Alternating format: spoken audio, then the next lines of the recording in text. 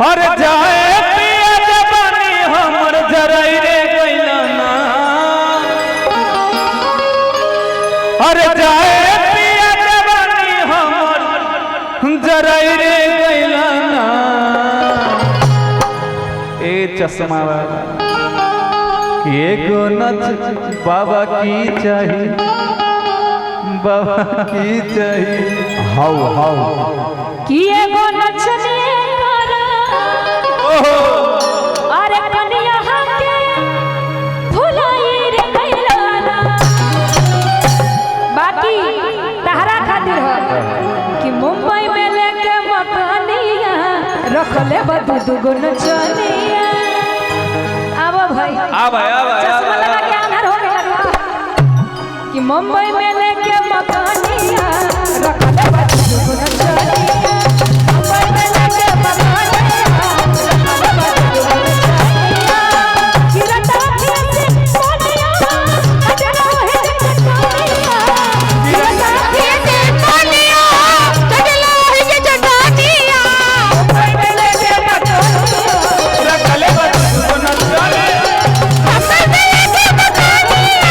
रखले बदू दुगो नचनिया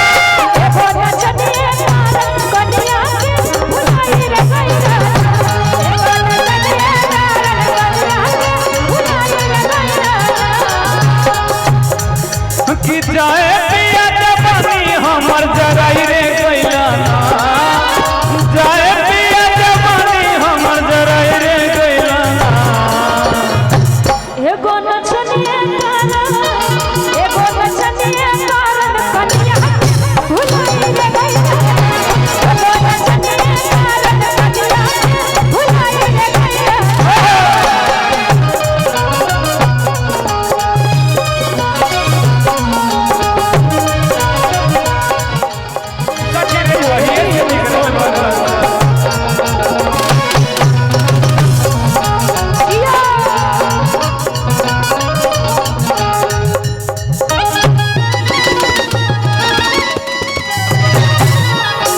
एगो नचनिया कारण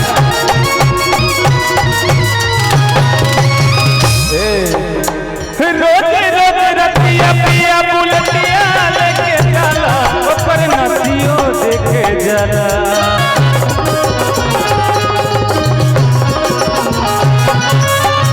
नाच के नशा में दुगो रोटियो नहीं खाला दुगो रोटियो नहीं खाला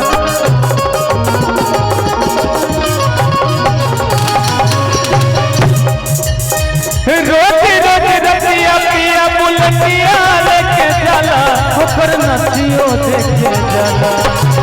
नाच के नशा में दुगो रोटियो नहीं खाला दुगो रोटियो नहीं खाला जाए पिया जवानी हमर जराई रे गइला ना जाए पिया जवानी हमर जराई रे गइला ना होई सीमा खातिर सचिन खड़ा है कहाँ है हाँ कहाँ है सचिन यहाँ है इधर सचिन।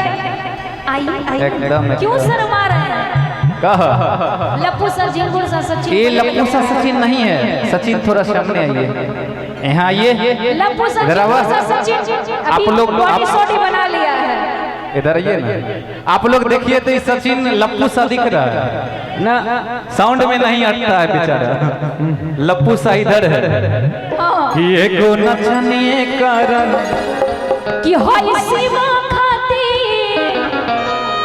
कि होई सीमा खातिर नेहा के भुलाए रे गइला ना बदमाश कहा कि एगो नचनिए कारण कन्या के भुलाए रे गइला ना एगो नचनिए कारण कन्या के भुलाए रे गइला ना जाए पिया जवानी हमर जराई रे गइला ना जाए पिया जवानी हमर जराई रे गइला ना इधर आ जा तू बेवफा हो गइलो कि एगो नचनिए कारण तोहरे एक कुकुर दांता वाला दांत बाना बड़ा निमन लगत एको नचनिए कारण कनिया के भुलाई रे गइल एको नचनिए कारण कनिया के भुलाई